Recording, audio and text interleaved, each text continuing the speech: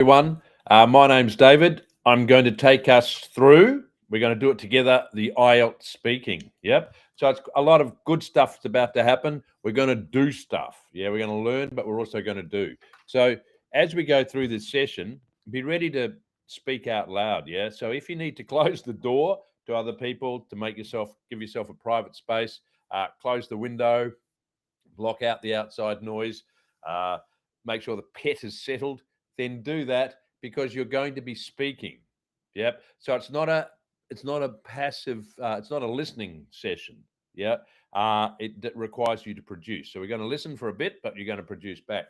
So it's a great opportunity to become familiar with the IELTS speaking, which has which we can understand because we can explain what's going to happen because it's been done so many times before. And in fact, you may have done it and are here to improve, or it's the first time you've come across these sections of the test. So we'll explain it and explain what to do. Grab a pen, or grab a pen that's handy for you, grab a pad, take notes, stay focused, and remember, you will be speaking on your side of the screen. So let's get started. Making sure you're comfortable in a place where you feel good. You're not too many distractions, and let's go. Now, the first thing to suggest is that there's a big sale on at the moment as a result of Black Friday, what we call in Australia Black Friday. And the code is Friday 25. So if you want to sign up for for the course or part or the courses that suit you, then the style of course that suits you, then of course we're focusing on IELTS today. Have a look at what's available and use that code if you're inspired to go the distance by engaging with the classes that are available for you. All right, today we're going to look at speaking, have a look at an overview. We're going to look at part 1 and part 2. I'm going to give you a part 2 sample, and then we're going to look at part 3, and we're going to look at useful language that will help boost your score and make it easy to deliver responses in the IELTS speaking test. When you buy a package, when you get involved in E2 language, we've got everything you need here to get the grade. So what you'll find is what you've been doing before has led you to this point. Where we can take you is to high test results or the goals that you set yourself for the test. Do practice tasks, get assessments, get feedback, meaning grades, and also feedback from assessors, from our specialist team here who will grade your work and also give comments so that you can respond to them. Practice all forms of English skills, listening, reading, writing, and speaking from the platform. Do a mock test, meaning a full-scale IELTS test before test day, so you can work out what your grade is likely to be, where you need to improve, and will give you confidence to achieve your result on the day. IELTS speaking, let's get started. It's 11 to 14 minutes long, which is not very long, is it? 11 to 14 minutes long, 3 parts. Part 1, personal questions. Part 2, 3 to 4 minutes. And part 3, 4 to 5 minutes. Now, it's with an examiner, so you're doing it for a live human being who's going to listen and then give you a score according to a marking rubric, which we'll have a look at as well. They're listening for specific things that you are going to give them in order to get your grade. So 3 sections, 1, 2, and 3. Part 1 and part 3 are questions. Part 2 is a 2-minute talk. Okay, so we will be marked on fluency and coherence, your ability to not hesitate or pause or repeat yourself or start again. Lexical resource as your vocabulary that you are forever developing. Yep. By writing it down, by noting, by listening, by using words that you've absorbed, by creating memory of new vocabulary. Grammatical range and accuracy, which we'll talk about as well, involving verb tenses and sentence structure. And of course, your pronunciation, which you're forever practicing at getting correct. Okay, this is what the band descriptor looks like, yeah? Or the marking rubric. And you can see it's in tiny writing, but you should be able to see there's a 9 and there's a 0. So obviously it's this range up here that we're aiming for. Now, 6 is possibly where you are at the moment, but you might need to get to 7, 7.5, and 8. To do that, you become familiar with each of the criterion, yep, in each descriptor. So have a look at fluency and coherence, lexical resource, grammatical range and accuracy, and pronunciation. And we're aiming for error-free sentences using vocabulary flexibly, a wide range of vocabulary, less common idiomatic vocabulary being used, uh, paraphrasing, fluency with occasional repetition. So what you'll figure out is why we want a 7, we're aiming for an 8. Because if we hit 8, that would be amazing. If we hit 8878, we're going to get a 7.5. So read the criterion in the band descriptors and be conscious of them, because that's what the examiner is listening for. They're not giving an overall impression. They are listening for evidence of each of these criteria. Makes sense, doesn't it? So give it to them, and they will mark you in that band, which will lead to the score you're aiming for. So you'll be given a score for each criterion. Let's look at part 1. And before it begins, the examiner asks you questions to check your identity. Yep, so it's an identity check. The examiner will say, my name is David. Can you tell me your name, please? What shall I call you? Can you tell me where you're from? And can I see your ID, please? It's not assessed. It's to guarantee that you are the person you said you were, so that they can take the test, and it gives you a chance to warm up as well. Now, grab your phone if you want to and record yourself, because it's a good idea to listen and play back what you're doing. Now, you can do it in other contexts as well, doing another practice task, but you can also do it today. So if you've got an app to record yourself, use it during this session. If it's technically possible, if you're on your phone, to record yourself while you're reading. Okay, some of you can do all of that. All right, so while you're doing that, let's prepare for part 1, introductory questions. Remember, part 1, part 2, part 3. Give short factual answers here. Now, this is the introduction, also the introduction ID check. So we're going to run through this so you become familiar with this section. And remember, it's ungraded, but will happen. So you're going to get used to it. So here we go. Are you ready? You're going to hear some questions and some prompts, and you're going to respond straight after you hear. So don't hesitate. Listen, think, respond. Here we go. Here's the first question. Good afternoon. My name's Alex. Can you tell me your full name, please?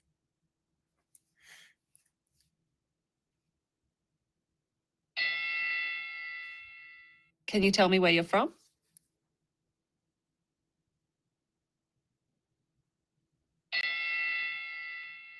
Can I see your ID, please?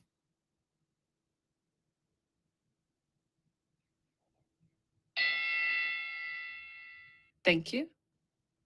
Okay, it's quick, isn't it? Now, that's the beginning. Remember, it's 11 to 14 minutes. The clock's ticking the whole time. So in part 1, the examiner is going to ask you 12 questions on 3 topics. First topic will be about what you do and where you live. Second and third topic will be about things like sports and hobbies, or shopping, or your birthdays, or travel, something you're very familiar with, and you will have an immediate personal response to. Yeah. So they're personal and simple. For example, do you live in a big city or a small town? Did you play sport as a child? Going to discuss the methods that you can use in order to give a response. Yep.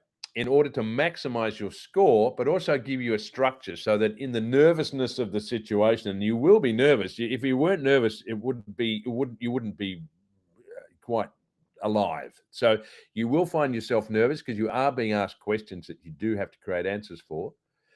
And these techniques will help you to extend your answers and demonstrate your range of vocabulary and grammar, because that's in the rubric. Yeah.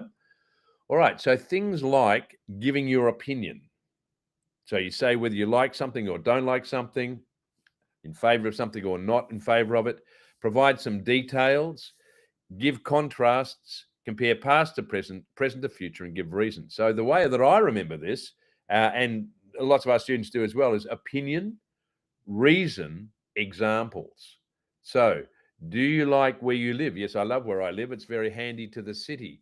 And because it's handy to the city, I'm able to, now because it's the reason, I'm able to travel easily on public transport and access things like the gallery, the parks, and city shopping. For example, on the weekend, I can go into the city and go through the shops and buy what I need, and go to the markets to buy my food on the weekend. I really like where I live. I've given an opinion, a reason, a because and a why, and examples. What you might also do is provide contrasts, whereas on one hand, sometimes, and you may compare past to present and present to future. And the reason you do that is because then you're demonstrating your range, grammatical range and accuracy by using various verb tenses. But the key to part one is ORE, opinion, reason, examples. Let's practice. Grab your phone if you've got one, if you're not using it already, to record yourself. Now, opinion, provide details, give contrasts, use grammatical range by using past to present, present to future comparisons, and reasons. Underlying score, ORE, opinion, reason, example. All right, have fun creating your answers, making a logical, coherent, and cohesive development of your ideas. Ready? Here we go. Here's the first question. Now, in this first part, I'd like to ask you some questions about yourself. Let's talk about what you do. Do you work or are you a student?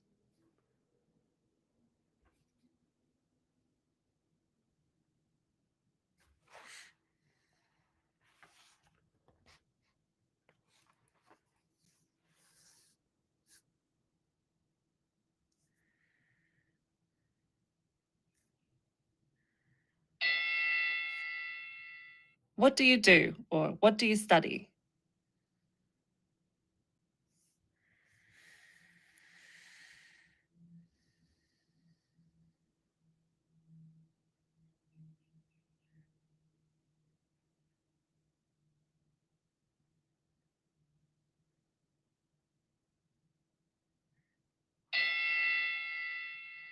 How long have you been doing this?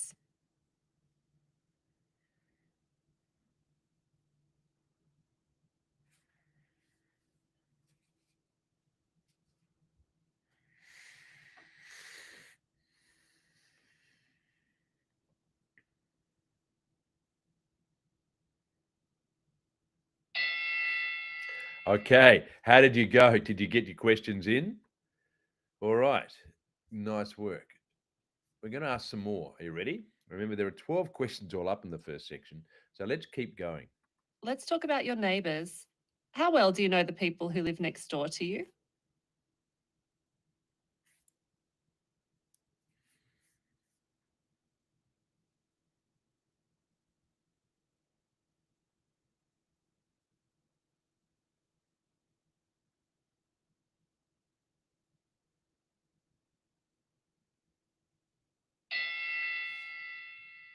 How often do you speak to them?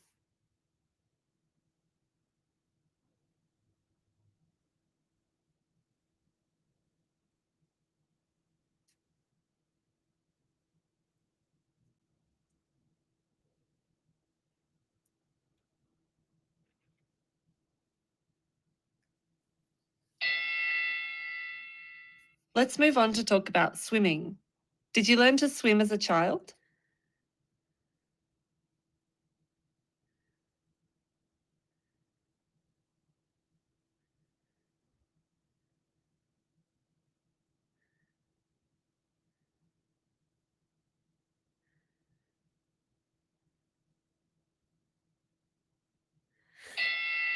Okay, we get the idea. Okay, so they're the question types, and we're giving our responses by opinions in the form of opinions, reason, examples. Awesome. So, if I was to answer a question, how well do you know the people who live next door to you? I live in an apartment block where there are a large number of people, and I don't know everyone, even if I see them from time to time. However, my next door neighbor now walks my dog on a regular basis, and this helps me, her, and the dog. So, on several times during the week, she will take the dog for a walk, most often in the evening. That's how I've got to get to know my neighbor. All right. Now, I had to make that up from a real example. When I say make it up, what I'm doing is recalling from memory incidents that I'm able to use to justify my opinion and to support it with examples that are real. If you get stuck and don't have a real example, you may have to create one. So be prepared to be good at structuring a response that sounds authentic. Where possible, be authentic. Okay, here we go. Meaning we're going to move on. Yep. Opinion, reason, example.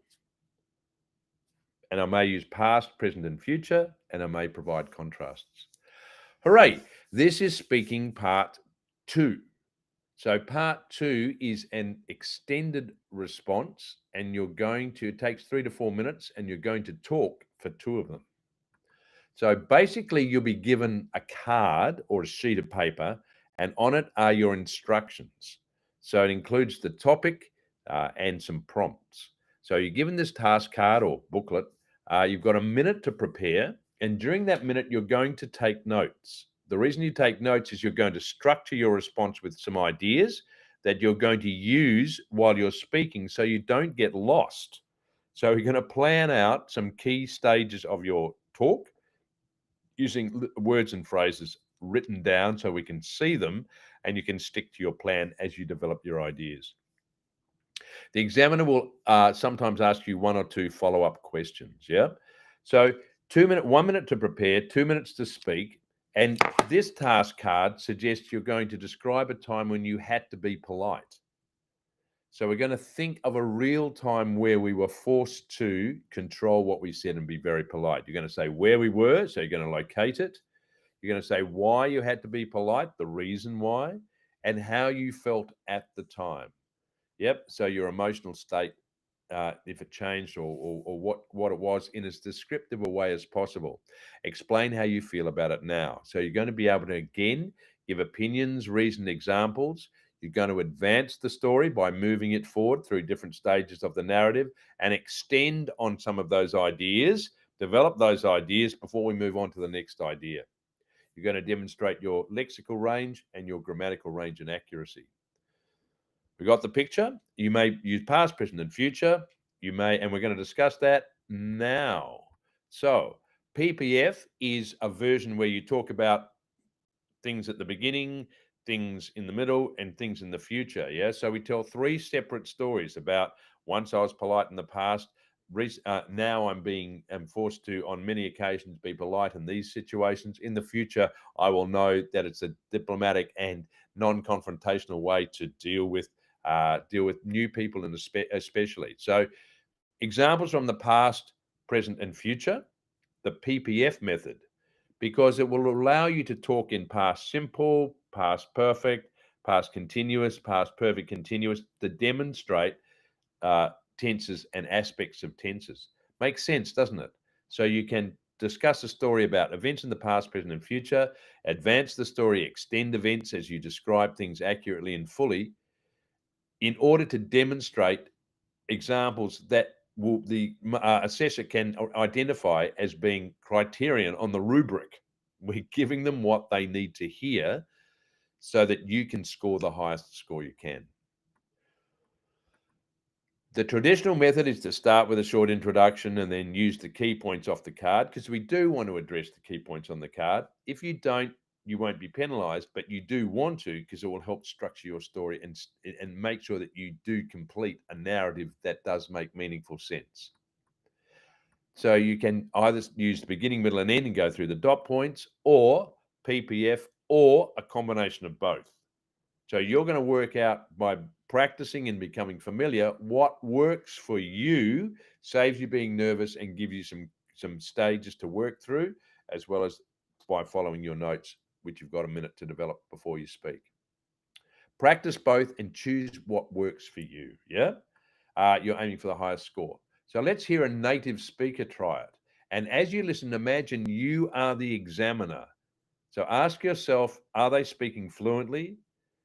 Is he using cohesive features and developing the topic fully? Is he using a wide range of vocabulary and less common and idiomatic language? And is he using a wide range of structures? Because that's what you're aiming to do, as I would if I'm taking this test as well. So here's the card he receives. Describe some food from another country that you would like to try. And you should try what kind of food it is, how you know about it, why you want to try it, and whether you'll be able to try it in the near future. All right, we're going to listen to his response and we're going to give him some feedback, and it may not all be positive. Here we go. Okay, food I'd like to try. Probably, well, I'd like to try real Korean food. What kind of food is it? It's Korean. It's spicy, there's meat and kimchi. How do I know about it? I don't know. There are a few restaurants around. Why do I want to try it? I think it just looks good. Kind of looks nice. Will I be able to try it? I don't think so. Probably not likely. Yeah. So Korean food. Okay, so how is that? Did he do these things that he needed to do? Now, it seems like he may not have, doesn't it? So, in that case, he's not going to score very well. Yes, someone says, is our present story completely, can our present story be completely different from our past? Yes, they can be completely separate. Yep. They can be separate stories related specifically in response to the dot points of the topic. Good question. Okay, now this guy didn't do any of what he needed to do in this section, yeah? So he is kind of not going to score well to the point where he's not going to be happy with the result that he gets. So not very good. Even though he's a native speaker, we can understand everything he's saying. He hasn't demonstrated fluency or a range of vocabulary and grammar, or grammar and vocabulary, yeah? So we're going to give him a second chance. Here we go. Let's listen and see what he does this time, and then pick up on, is this a better version of the response to this prompt? Okay, so I'm going to tell you about some food I'd like to try. I should mention that when I was a child, I was a really fussy eater. Mum had to force me or bribe me to eat things like vegetables and fish. And I remember really hating fruit. It must have been so frustrating for my family in hindsight. When I first traveled overseas, I'd never even tried sushi or even curry. I had such boring taste, really. But slowly I started branching out and I got a bit less uptight about my eating habits. And these days, I'd have to say I'm a really adventurous eater and I'll pretty much try anything. I absolutely love spicy food, and the spicier the better, actually. I'm lucky enough to live in an area that's really multicultural. And in terms of cuisines, the variety is incredible.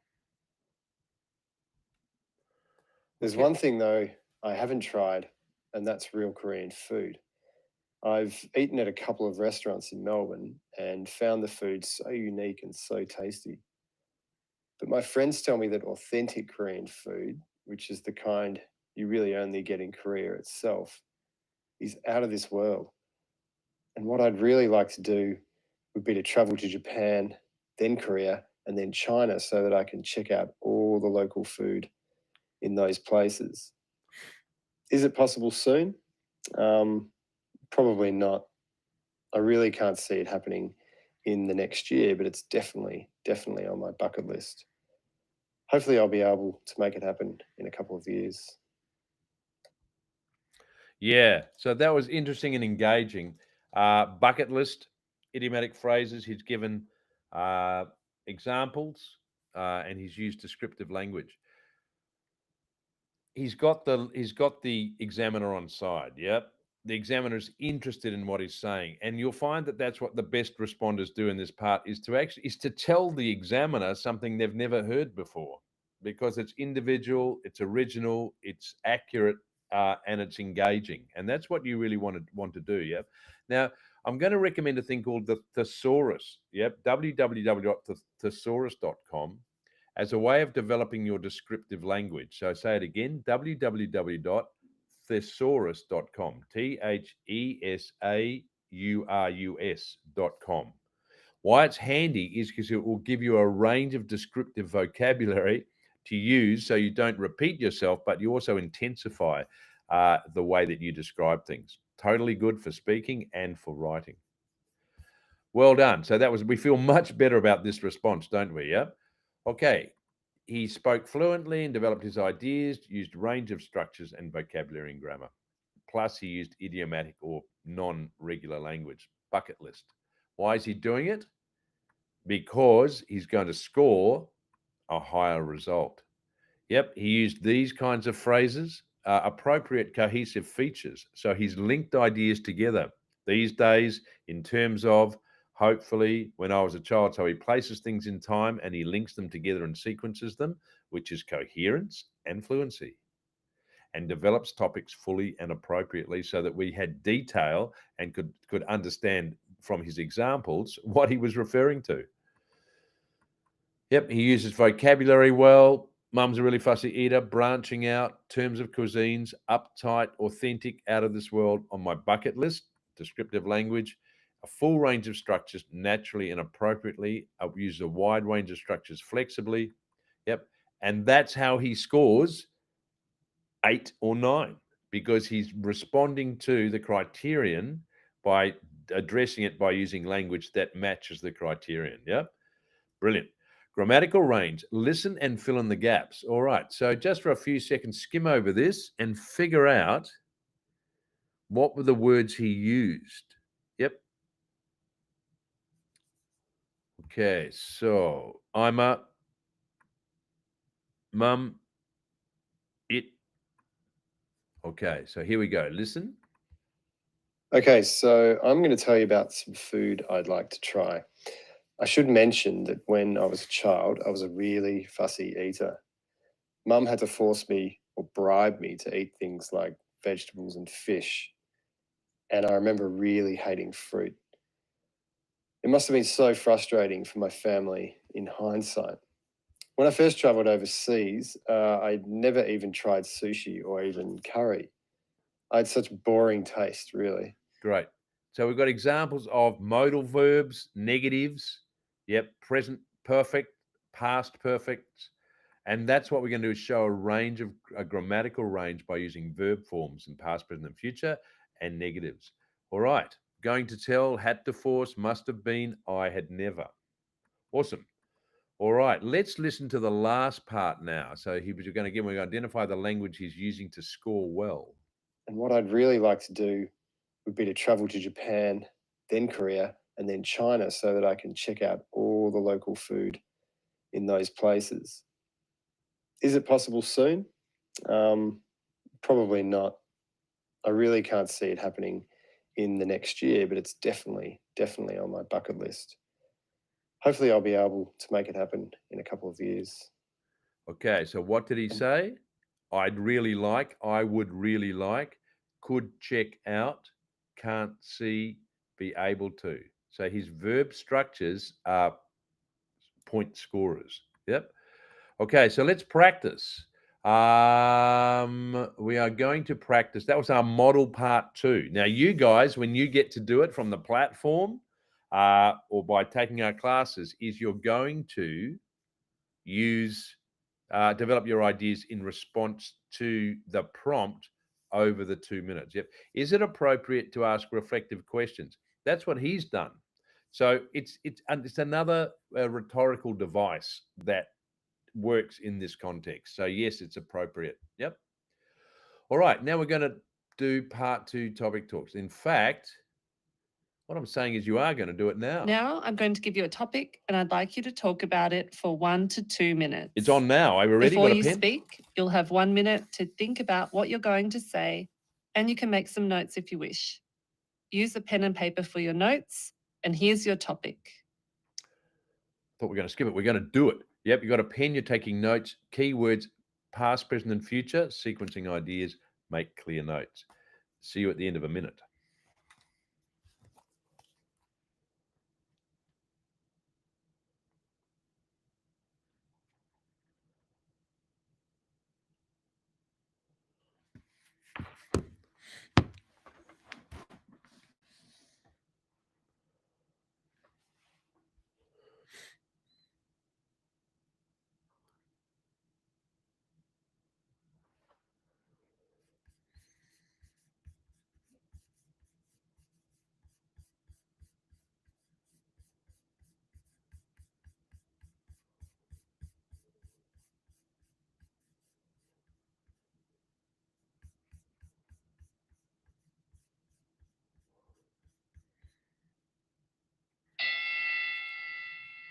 I'd like you to talk about some food from another country that you would like to try.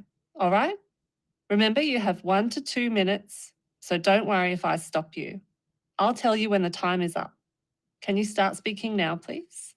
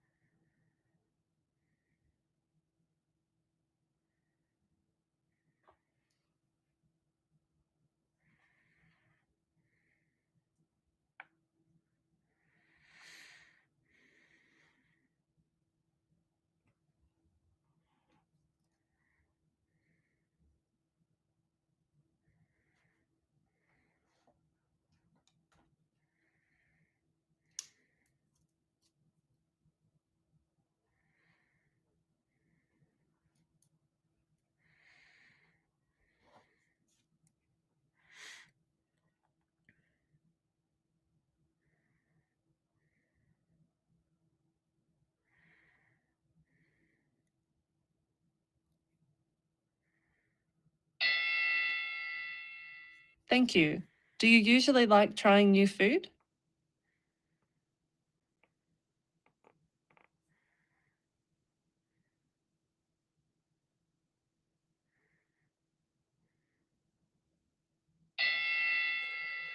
Okay, how did you go? It's always a challenge, isn't it? But it's worth it. Yeah, because sometimes you'll be very pleased with what you did and you'll recognize what worked. That's the important part. Did you do what you set out to do?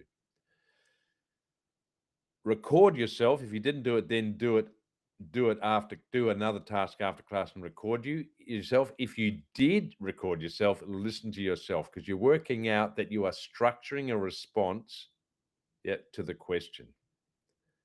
Okay. Now, at any stage that you'd like to book a one-to-one tutorial, sign up, take advantage of the discount that's available at the moment, turn up to class and get your teacher to listen and give you feedback during your session. IELTS Speaking Part 3. Here are 3 to 8 questions related to your presentation from Part 2. And don't worry if you don't know much about the topic. It's not an IQ test. It's a test of your ability to express what you do know. So use your common sense and develop your ideas structurally by supporting them with reasons and examples. For example, how important is it for children to learn to cook at school? It's now a general question about cooking and children. So it's your opportunity to develop your ideas. All right, so let's see how we might be able to do that.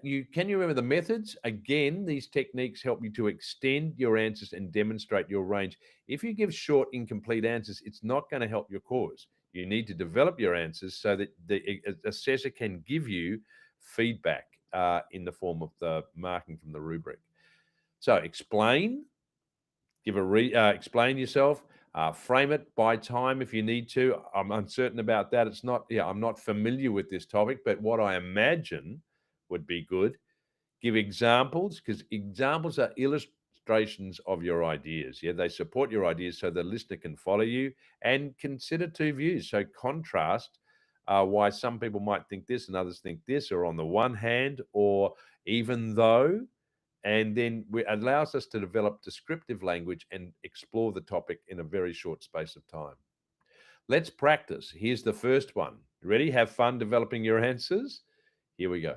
We've been talking about some food you'd like to try, and I'd like to ask you 1 or 2 more questions related to this. Let's talk about family meals. How important is it for families to eat together in your country?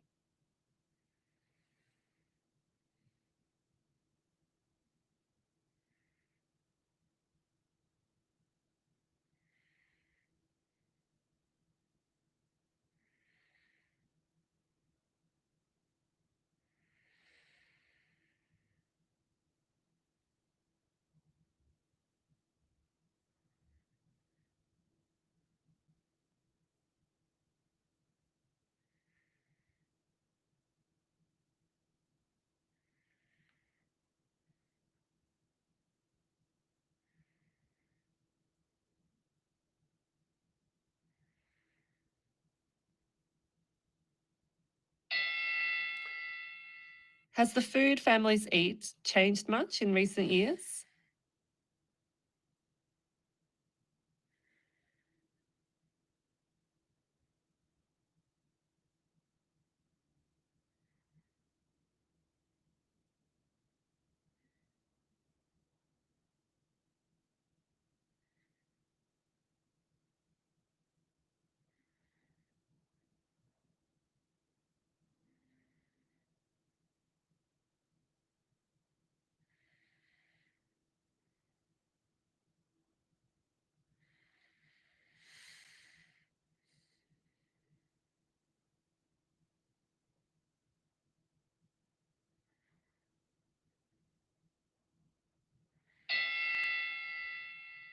In the future, do you think traditions like eating together will continue?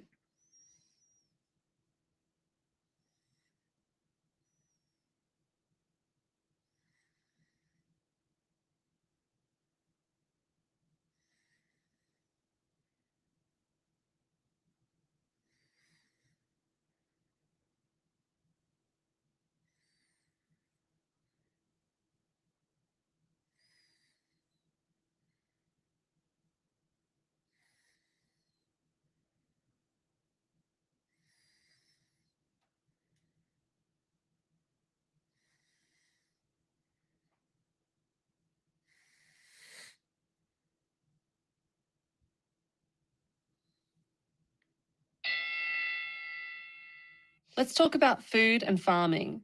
Are people in your country interested in where their food comes from?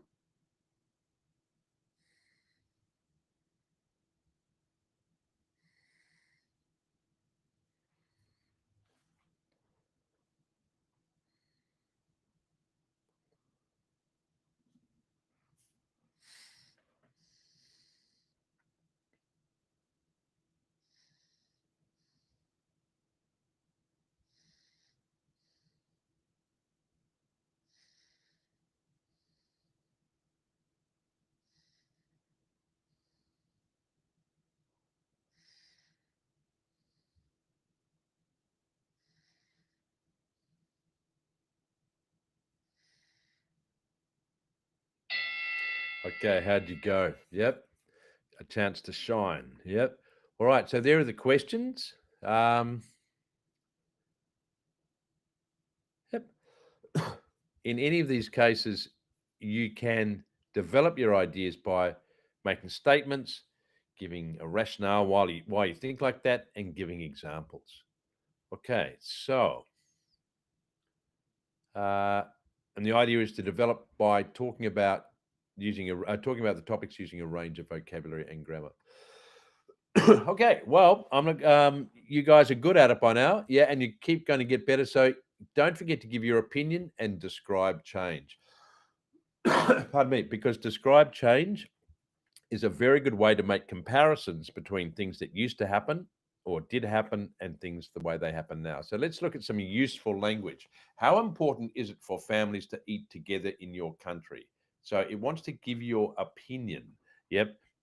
And it means, do we have an idea about what we think is important? So useful language like this is phrases like, I think it's absolutely essential. It's strong language, vitally important. It's not important in my view. Or, well, on the one hand, I think that it's important, but on the other hand, it doesn't seem to matter in a lot of contexts in the way that people live their lives these days. Some people would say that it's very important for families to eat together as a means of bonding, and a lot of people think that it's essential that families meet together on a regular basis in order to maintain social contact with people who we're close to. In my opinion, I think that from my point of view, I've read that it's important in some cultures that families eat together.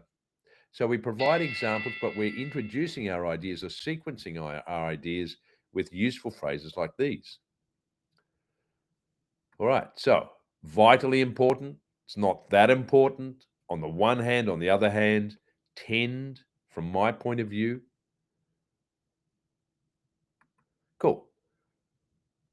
How it's important for children to use at school. Again, these phrases are extremely useful. So take a screenshot Yeah, and practice using them, because by using them, you're going to sequence your ideas, which will contribute to fluency and coherence in an 8-band. Yep, great idea. Yep.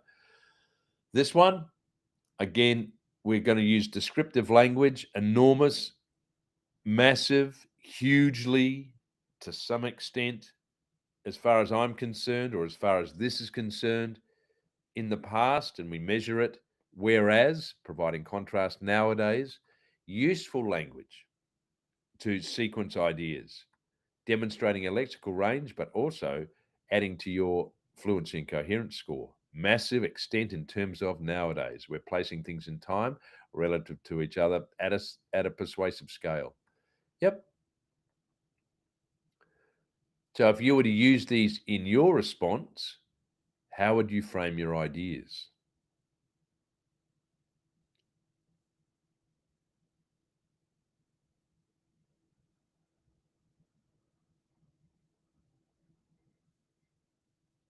Brilliant. You've got ideas, so we use them. And this one?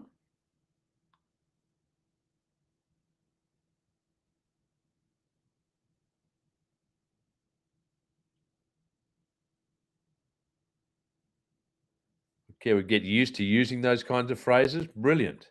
All right, so let's reflect on what you did well. What works for you? Yep, either write it down or commit it to memory. What did you find difficult? How are we going to improve? What do you need to work on? And how can you work on it?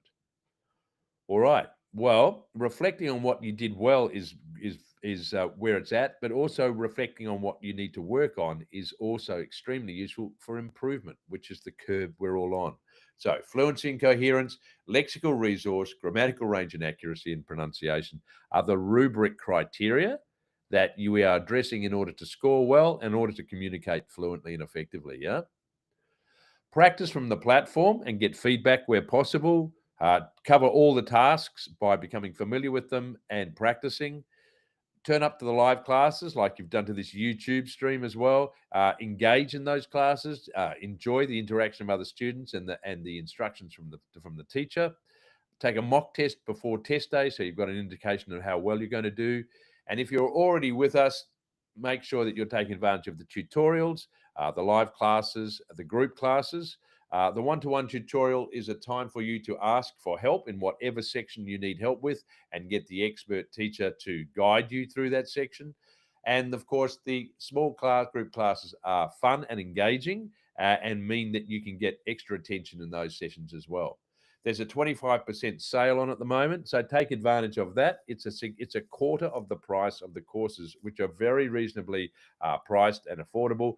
You've got 25% taken off by using the code Friday25. It's been awesome to have you here. Yep, it's always a pleasure when you guys participate in these sessions, and I look forward to engaging with you in others, and also perhaps seeing you in class or even in a tutorial. So stay working, stay on the job, stay working until you achieve your goals or your results, because you know that the work you put in will result in you achieving the goals that you set out for and enable you to get on with the next phase that a satisfactory pass in the test will give you. Thanks, everyone. Take care, and I look forward to seeing you online again soon. Bye now.